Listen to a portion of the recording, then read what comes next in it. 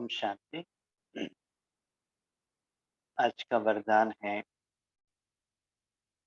बाप दादा के वरदान अपने बच्चों के प्रति। डेट 2 अक्टूबर 2021। वरदान है निमित्तपन की स्मृति द्वारा अपने हर संकल्प पर अटेंशन रखने वाले निवारण स्वरूप भव।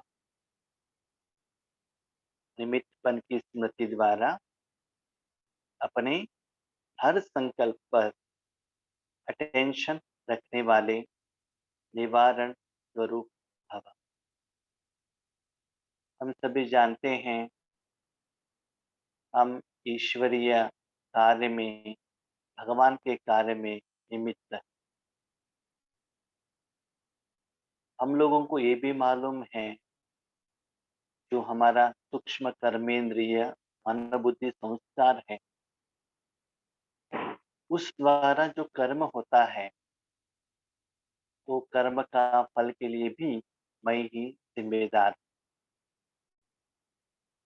नॉर्मली जो आप बात करते हैं ना, ये और किसी को सुनाई देता है, पता चलता है, फील होता है,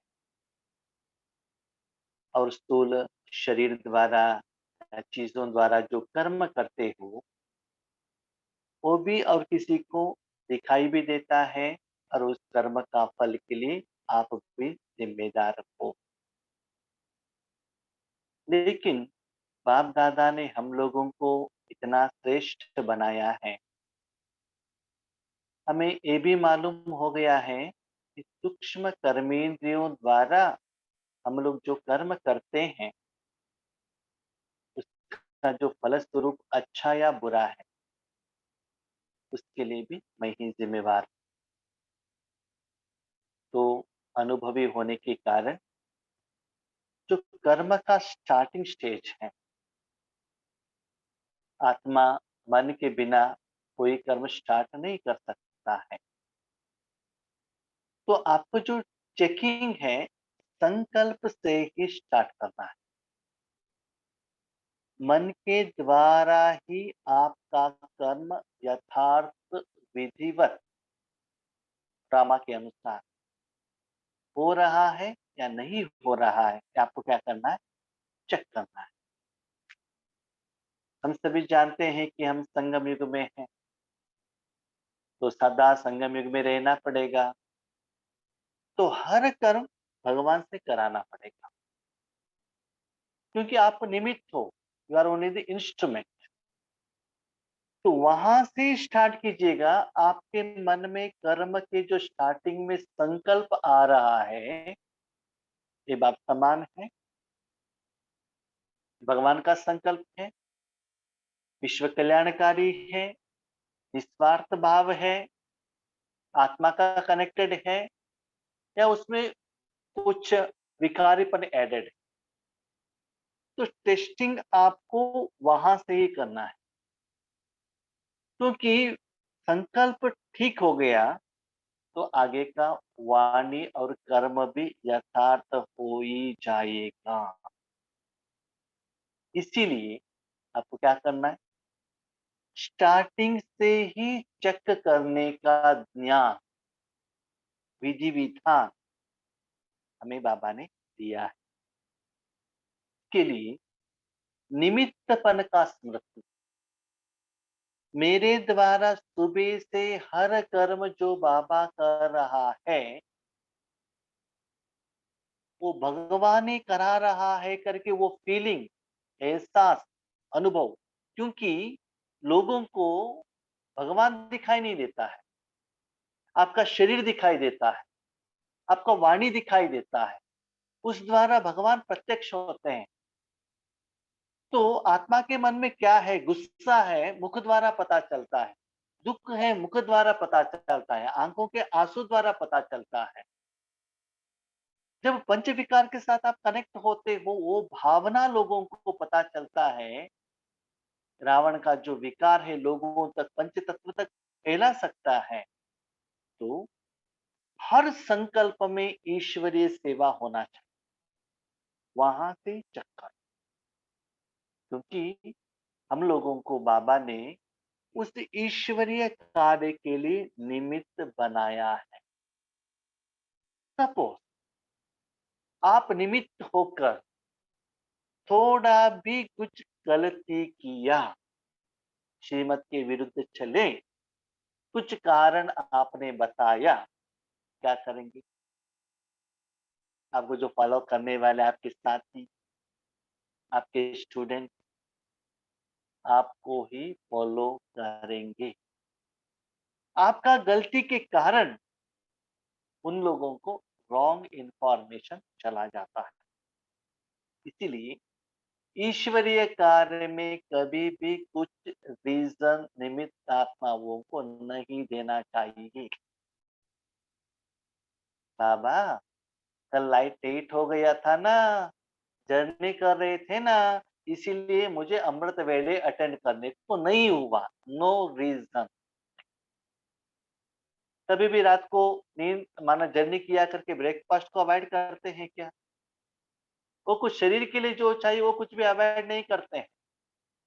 लेकिन जब ईश्वरी सेवा का बात आ जाता है, श्रीमत का बात आ जाता है, आत्मा का भोजन आ जाता है, कल रात को लेट हो गए थे ना, इसलिए आज मुरली नहीं पड़ी। ये बाबा सुनना नहीं चाहता है।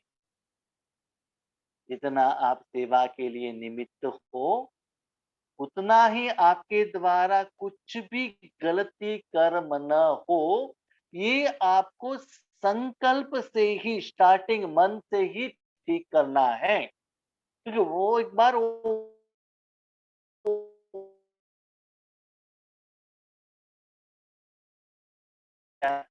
हाँ, इसका मतलब क्या है? मन द्वारा, बुद्धि द्वारा पास होकर मुख द्वारा वो पास चला गया है, उसके बाद वो रिटर्न नहीं आ सकता है। इसलिए आपको वहां से ही चेकिंग करना पड़ेगा। ठीक है, इसीलिए क्या चेक करना है आपको? बाबा ने आज खुद को टीचर बनाने के लिए अटेंशन रखा है। बच्चे, वहां से ही आप ईश्वर को यूज कर रहे हो या नहीं कर रहे हो, अपनी संकल्प को चेक करो। हम क्या करते हैं, वो बहन ठीक नहीं कर रही, ये भाई ठीक नहीं कर रहे हैं, लौकिक वाले ठीक नहीं कर रहे, पति ठीक नहीं कर रहे, बच्चे ठीक नहीं कर रहे हैं, वो आपका काम नहीं। भगवान ने जो कहा, स्वदर्शन द्वारा, स्व अवलोकन द्वारा, स्व चिंतन द्वारा अपने को चेक करते जाइएगा। एक, भगवान से करा रहे हैं, दूसरा, मेरे से कुछ गलती हो रहा है कि नहीं हो रहा है। ऐसे हर संकल्प में, हर कर्म में जो समस्या स्वरूप के बदले निवारण स्वरूप बनना है। स्वरूप, मेरा रूप। तो निवारण बाबा कहते हैं आपके प्रॉब्लम के लिए, दुनिया की प्रॉब्लम के लिए, विश्व सेवा के लिए आप ही जिम्मेवार हो। स्व परिवर्तन तो विश्व परिवर्तन। आप ठीक हो जाएंगे तो सारा दुनिया ठीक हो जाएगा। तो प्रॉब्लम भी आप में है, समस्या भी आपके पास है, समाधान भी आपके पास है। इसलिए खुद का चेकिंग करो। निमित्त बनी हुई आत्माओं पर सभी की नजर होती है। अब स्टेज पर बैठकर भाषण करो, गुस्सा मत करना। नीचे आकर गुस्सा करेंगे तो क्या करेंगे? क्या ब्रह्म कुमारी इसमें यही सिखाते हैं क्या? आप गुस्सा करते हैं और शांति का लंबा चौड़ा भाषण देते हैं, आप में ही परिवर्तन नहीं आए, इतना साल हो गया, तो हम ब्रह्म कुमारी में आकर क्या करेंगे? क्योंकि रिजल्ट्स तो देखते हैं ना वो लोग, वो तो दिखाई देता है। इसीलिए आपके द्वारा भगवान का अच्छा सेवा भी हो सकता है, आपके द्वारा भगवान का नाम भी बदनाम हो सकता है। तो ये दोनों आपको चेक करना है।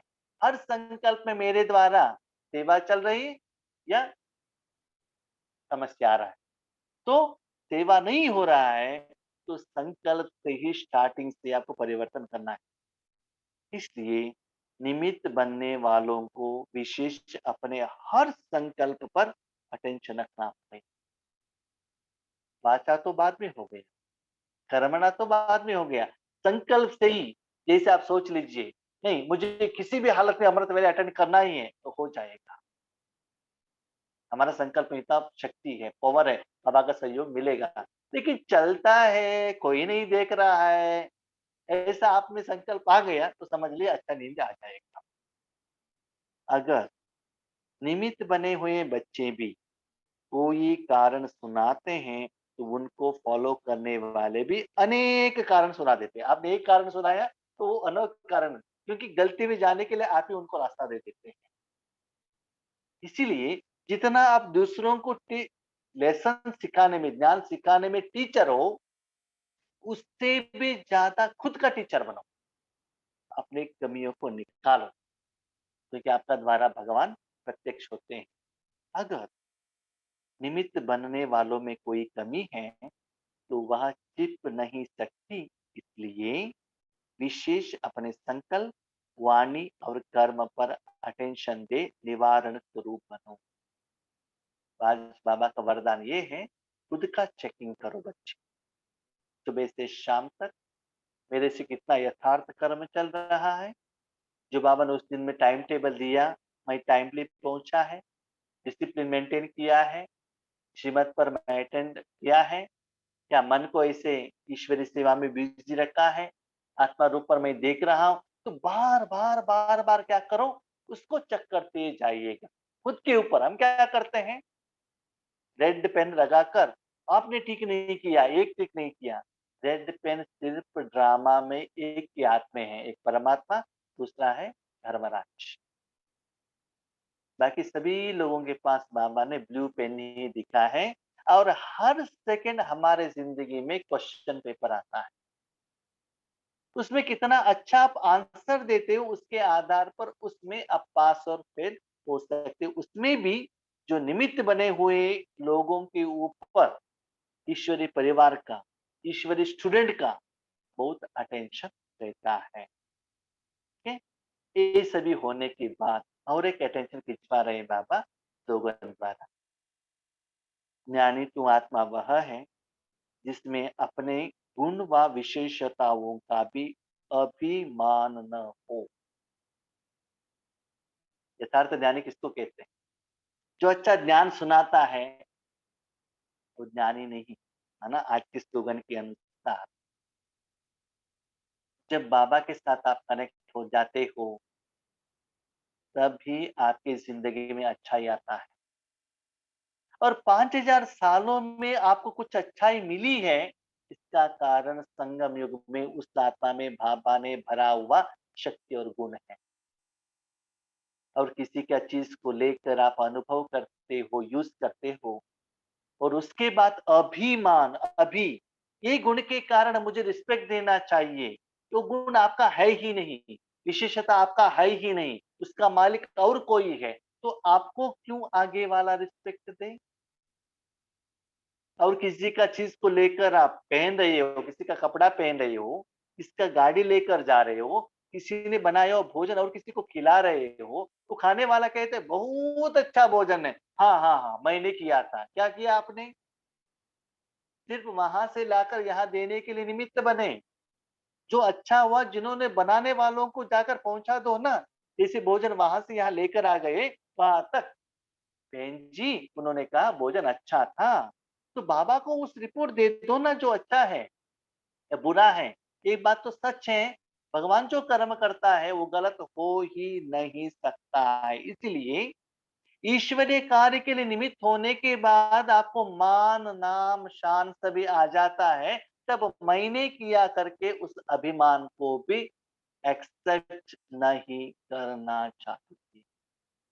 अभिमान एट प्रेजेंट मुझे आगे वाला मानते, चाहे मनसा, वाचा, कर्मणा, स्थूल रूप द्वारा। लेकिन क्यों दे? वरदान में बाबा ने क्लियरली कहा है, बच्चे हर कर्म जब मैं कर रहा हूं, आपको क्यों मान मिलेगा?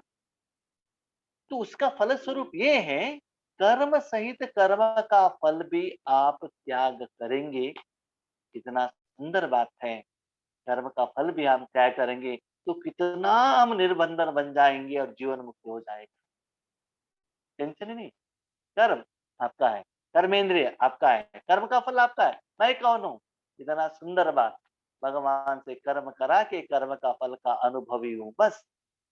तो संगम युग में इतना सुंदर सुअवसर बाबा ने ज्ञान द्वारा हमको दिया है। तो ज्ञानी आत्मा वो है, जितना गुण विशेषता बढ़ता ही जाता है, वो भगवान के कारण बढ़ता है। वो 100% एक्यूरेट उनको मालूम रहता है। आगे वाले कुछ भी कहे, नहीं नहीं भाई जी आपने कहा, बहन ने आपने किया, नहीं ये किया बाबा ने, अंदर से मालूम रहते बाबा थैंक यू, ये आपका है, आपके लिए कहा गया। अंदर से वो आता है, क्योंकि उनको मालूम रहता है वर्जिनालिटी कहाँ से आता है। इसीलिए ज्ञानी तो आत्मा सिर्फ ज्ञान सुनाने वाला नहीं है। ज्ञान सुनाने के बाद जो फल आता है, उस फल को भी, वो मान को भी अर्पण करना, समर्पण करना। तो सिर्फ इतना अभिमान में रहो, बाबा 850 करोड़ आत्माओं में मुझे निमित्त होकर सिलेक्शन किया है ना, थैंक यू। आपको मान कौन देता है? भगवान देता है। कितना सुंदर बात है। एक माँ, जो बच्चा अपने शरीर गंदा करके आया है, लेकर आता है, स्नान कराती है, क्लीन करती है, सोप लगाकर, नया कपड़ा पहनाती है और कहती है, देखो मेरा बच्चा कितना सुंदर हो। स्नान किसने कराया? कपड़े किसने लाया? भोजन किसने खिलाया? और वही बच्चों को कहती है, मेरा बच्चा कितना सुंदर है। ये है हमारे पिता का, हमारे फ्रेंड का, हमारे साथी का हम बच्चों के ऊपर एहसास है, एहसान है। इसलिए हम कितना भाग्यवान है। सिर्फ भगवान का ज्ञान सुनकर सुनाना नहीं है। तो ज्ञान का जो स्वरूप है ना, वो धारणा करो, भगवान से अनुभव करो। दैट इज रियल ईश्वरीय। भगवान के डायरेक्ट वो भोजन खा लो ना, क्यों आगे खड़े हो जाते हो? दूर में क्यों डिस्टेंस में रहते हो? वो जब वो आया है, आपको साथ देने के लिए रेडी है, सब कुछ कराने के लिए रेडी है, अनुभव करो ना। इसीलिए कोई कोई लोगों को क्या होता है ना, बहुत अच्छा सेवा तो करते हैं, लेकिन लास्ट स्टेज में जब वो फल आता है, वो एक्सेप्ट कर लेते हैं कि मैंने किया। बच्चे मिलेगा जरूर, लेकिन फल भी जब भगवान को अर्पण करते हैं ना, उसमें जो खुशी रहता है और किसी कभी भी नहीं रहता है। क्योंकि वो फल भी अर्पण कर दिया, वो फल कहाँ जाएगा? बच्चे चिंता मत करना, वो फल कहाँ भी नहीं जाएगा, ईश्वरीय बैंक में डेपोजिट होगा और 2500 साल में वहां से ये आपको मिलता है। नहीं तो अभिमान को एक्सेप्ट कर दिया, तो वहां का वहां 50% खत्म हो जाएगा। वहां खत्म कर दिया तो आगे आपकी जिंदगी में, लौकिक अलौकिक जिंदगी में कुछ समस्याएं आ गई, विघ्न आ गया, प्रॉब्लम आ गया, सॉल्यूशन के लिए आपके पास दुआ का खाता, आशीर्वाद का खाता, गुणों के खाता, विशेषता का खाता, सेवा का खाता, जमा का खाता, तपस्या का खाता नहीं रहेगा। तब पछताना पड़ेगा। तो बाबा को मालूम है किस बच्चे को कैसे यूज करना है, कैसे कितना कमाई करना है, कहाँ डिपॉजिट करना है, कब उसको यूज करना है, कब कितना पेमेंट करना है, सब कुछ बाबा जानता है। क्यों हम मैं और मेरा करके बैठे हैं? जरूरत नहीं है।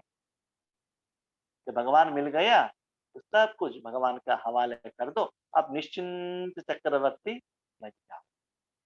तो बाबा ने 2 तारीख को फुल यही कहा है, चेक करो, चेक करो, चेक करो, ताकि आप महान आत्मा बन जाए।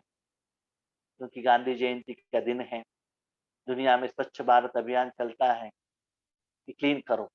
वो तो स्थूल भारत देश का क्लीन करते हैं। आप भारत, रथ में रहने वाला आत्मा में जो संस्कार है ना, उसका क्लीन करो, क्लीन करो, क्लीन करो, साफ करो। अपने आत्मा में जो क्लीनिंग प्रोसेस वो रखो, वो रखने से सारे विश्व क्लीन हो जाएगा बच्चे। क्यों? जितना आपका मन बुद्धि संस्कार आत्मा क्लीन होगा, उसके बाजू में बैठे हुए भगवान का जो शक्ति सारे विश्व में फैलेगा। कितना बल्ब क्लीन होगा, रोशनी फैलेगा, तो ऑटोमेटिकली दुख दर्द सब मिट जाएगा। इसलिए अपने मन को क्लीन करने का सच्चे गांधी जयंती मनाओ। कि महात्मा गांधी जी भी यही चाहते थे कि भारत स्वर्ग हो, स्वग्रह। तो ऐसे यथार्थ स्पिरिचुअलिटी के आधार पर, ज्ञान के आधार पर गांधी जयंती मनाओ। तो ये सारे दिन आपको क्या करना है? याद रखना है, फॉलो करना है और धारणा करना है। ठीक है? अच्छा, Om Shanti. Thank you Baba.